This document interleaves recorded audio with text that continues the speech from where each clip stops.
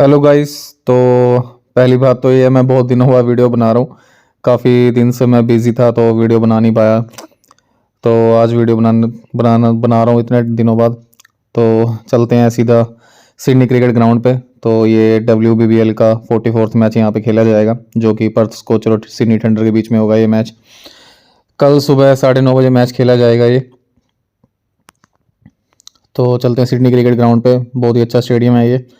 जो यहाँ पे लास्ट मैच खेला गया था उसमें मेलबर्न की टीम ने 147 रन्स बनाए थे 5 विकेट्स पे, और सिडनी थंडर की टीम ने उसको चेज कर दिया था 151 रन्स बना के 2 विकेट्स पे। तो इस वेन्यू पे जो एवरेज स्कोर है 126 का रहा है। और टोटल यहाँ पे 2 मैचेस खेले गए हैं, जिसमें पेसर्स ने 12 विकेट्स लिए हैं और स्पिनर्स ने 9 विकेट्स लिए हैं। तो दोनों को बराबर ही हेल्प मिलती है यहाँ पे। हेड टू हेड रिकॉर्ड्स की बात करूँ दोनों मैच टीम्स की, तो दोनों टीम्स खेल बहुत अच्छा रही हैं इस WBBL में।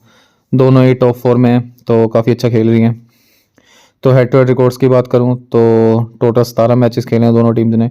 पर्थ स्कॉचर ने 10 मैचेस जीते हैं और वहीं सिडनी थंडर ने 7 मैचेस जीते हैं। तो दोनों ही अच्छी टीम्स हैं, कल अच्छा परफॉर्म करके आ रही हैं इस WBBL में। तो कल अच्छा मैच देखने को मिलेगा हमें। प्रोबेबल प्लेइंग 11 की बात करूं तो सबसे पहले आती हैं आटा बाटू, जो कि अच्छे फॉर्म में चल रही हैं, ऑलराउंडर है इनकी, अच्छा स्टार्ट देती हैं और अच्छे फॉर्म में भी हैं, काफ़ी रन्स बना रही हैं इस WBBL में। बाकी प्लेइंग 11 में तो कोई चेंज होता हुआ दिख नहीं रहा, सेम 11 के साथ ही जाएंगे। अच्छा जीत रहे हैं, अच्छे मैचेस जीत रहे हैं। तो वहीं पर्थ स्कॉचर्स की बात करूं तो पिछला मैच जीत के आ रहे हैं सिडनी सिक्सर्स से, तो चेंज तो नहीं करना चाहेंगे, सेम 11 के साथ ही जाना चाहेंगे ये भी। वेन्यू की बात करूं एनालिसिस की, तो टोटल 2 मैचेस यहाँ पे खेले गए हैं, दोनों बैटिंग सेकंड ने जीते हैं। तो चेस करना थोड़ा दोनों मैचेस में आसान रहा है, जैसे पिछले मैच का भी बताया मैंने। सिडनी थंडर ने बहुत इजीली चेस कर लिया था 17 ओवर्स में, 151 रन्स बना दिए थे। टॉप परफॉर्मेंस की बात करूं 2023 में जो रही हैं, तो सबसे पहले आते हैं पर्थ स्कॉचर से सोफी डिवाइन, जिन्होंने 44 इनिंग्स में 1306 रन्स बनाए हैं और 25 विकेट्स लिए हैं। अच्छी फॉर्म में चल रही हैं, ओपनिंग बैट्समैन है, ऑलराउंडर वैल्यू है इनके साथ। तो कैप्टनसी पिक्स के लिए भी अच्छी पिक हैं ये। तो इनके ओपनर हैं जो साथ में, वो हैं बेथ मोनी, जिन्होंने इस साल 27 इनिंग्स खेली हैं और 947 रन्स बनाए हैं। अच्छी फॉर्म में चल रही हैं। पिछले मैच में भी सिडनी सिक्सर के खिलाफ 91 रन्स की पारी खेली थी इन्होंने। तो अच्छी फॉर्म में तो हैं ही हैं, बहुत अच्छी बैटर हैं। वहीं कीपिंग से भी पॉइंट दे देती हैं। फिर आती है मैडी डार्क, जिन्होंने 12 इनिंग्स में 223 रन्स बनाए हैं। फिर आती है नेट्स सिवरब्रंट, बॉलिंग नहीं कर रही हैं ये, तो राउंडर वैल्यू थोड़ी कम हो जाती है इनकी। तो इन्होंने इस साल 34 इनिंग्स खेली हैं, जिसमें इन्होंने 1173 रन बनाए हैं। फिर आती हैं एमी जोन्स, जिन्होंने 33 इनिंग्स खेली हैं, यहाँ पे कीपिंग नहीं कर रही हैं तो इतनी वैल्यू नहीं रहती इनकी। जिन्होंने इसमें 709 रन बनाए हैं 33 इनिंग्स में। फिर आती है टैनियल पेस्टल, जो कि इतनी अच्छी फॉर्म में नहीं चल रही। हाँ, अगर पर्थ स्कॉचर पहले बॉलिंग करती है तो डेथ में बॉलिंग करती हैं, तो वैल्यू है इनके साथ डेथ में। तो इन्होंने इस साल 6 इनिंग्स में 4 विकेट्स लिए हैं। वहीं एमी एडगार की बात करूं, ऑलराउंडर वैल्यू है, 4 ओवर पूरे कर रही हैं, 4 डाउन बैटिंग कर रही हैं। तो इस साल इन्होंने 11 इनिंग्स में 19 विकेट्स लिए हैं। तो हर मैच में विकेट्स ले रही हैं, 2-2 3-3। तो अच्छी फॉर्म में भी हैं काफ़ी, और कुछ रन्स बना देंगे तो अच्छी वैल्यू दे जाती हैं। वहीं पी क्लियर की बात करूं तो ओवर्स कंफर्म नहीं रहते, हर मैच में 2 या 3 ओवर्स कर रही हैं। तो 9 इनिंग्स में 8 विकेट्स ले चुकी हैं ये भी। वहीं आगे अलाना किंग की बात करूं तो 25 इनिंग में इन्होंने 100 रन्स बनाए हैं और 26 विकेट्स लिए हैं। अपने 4 ओवर पूरे कर रही हैं, पावर प्ले में भी 1-2 ओवर कर रही हैं और डेथ में भी कर रही हैं अब तो। वहीं क्लोए एंसवर्थ की बात करूं तो अच्छी वैल्यू है, हर मैच में विकेट्स ले रही हैं, 4 ओवर भी कर रही हैं ये, और 9 इनिंग्स में 14 विकेट्स ले चुकी हैं इस सीज़न में। वहीं लिली मिल्स की बात करूं तो 9 इनिंग में 5 विकेट्स लिए हैं इन्होंने, और कोई इतने ओवर्स नहीं मिल रहे पूरे, 2 ओवर कर रही हैं या 3 कर रही हैं, इससे ज़्यादा नहीं कर रही, 4 ओवर पूरे नहीं कर रही फुल कोर्ट ओवर्स। तो चलते हैं सिडनी थंडर्स के प्लेयर के रिकॉर्ड्स के ऊपर। तो सबसे पहले आती हैं आटा बाटू, तो जिन्होंने 37 इनिंग्स में 1344 रन बनाए और 28 विकेट्स लिए हैं। तो अच्छा रिकॉर्ड है, अच्छी फॉर्म में भी है, WBBL में भी रन्स भी मार रही हैं, विकेट्स भी ले रही हैं। तो अच्छी कैप्टनसी पिक्स के पिक हैं ये भी। तो चलते हैं आगे तालिया विल्सन के साथ, जो कि 13 इनिंग में 342 रन्स बना चुकी हैं। फॉर्म इनके साथ है, अच्छा कर रही हैं, विकेट कीपिंग से भी वैल्यू है इनके साथ। एक दो कैचेस पकड़ ले तो अच्छे पॉइंट्स दे सकती हैं।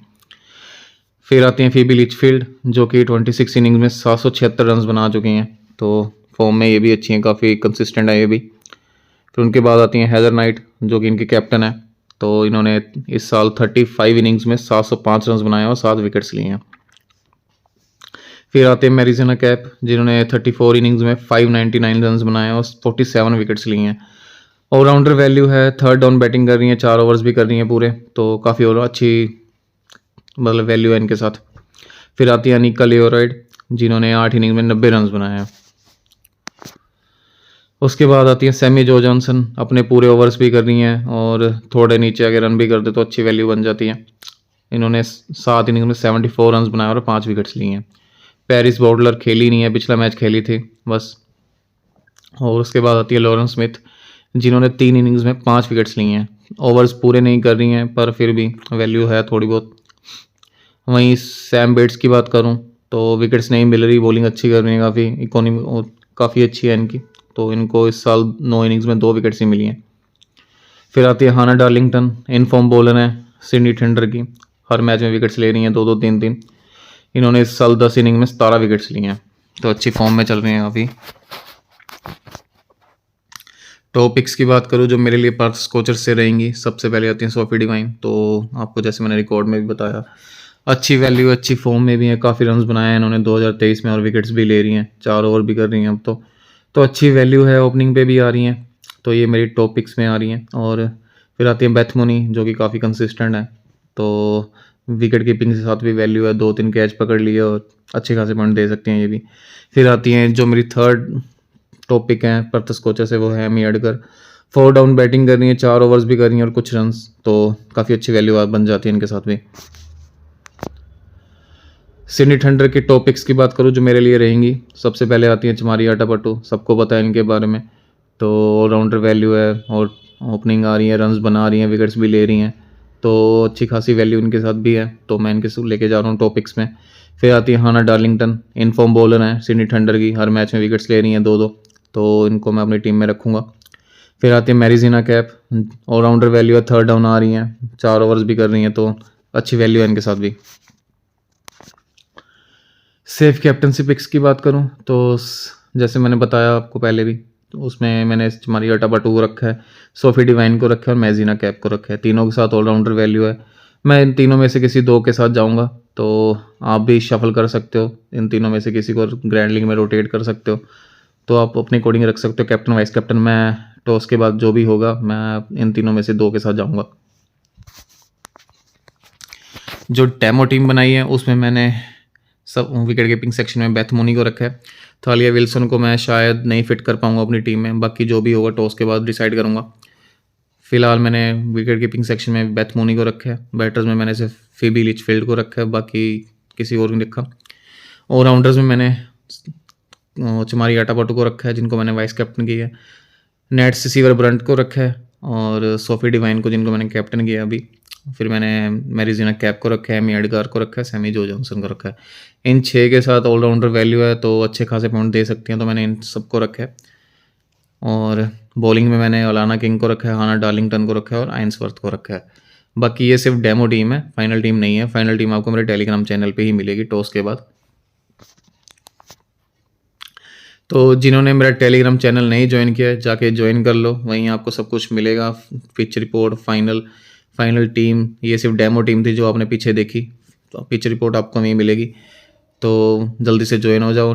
चैनल का लिंक डिस्क्रिप्शन में है और टॉप कमेंट में है।